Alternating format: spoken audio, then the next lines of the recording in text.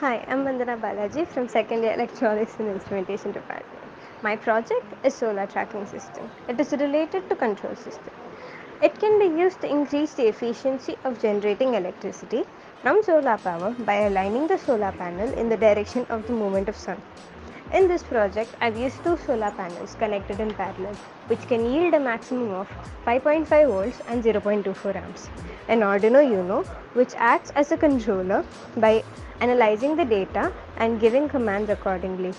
A servo motor, which is an actuator and helps in the movement of the system. A light depending resistor, which generates signals and gives feedback in this system.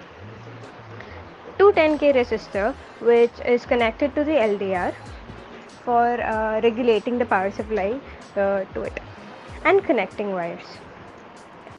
Let me explain the working of this system with the help of a demonstration. In this system, I have used two LDRs which are placed in both ends of a solar panel. This LDR helps in tracking the position of the sun by changing its resistance with change in intensity of the light.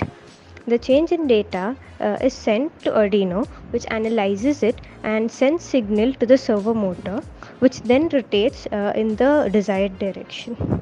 Thank you.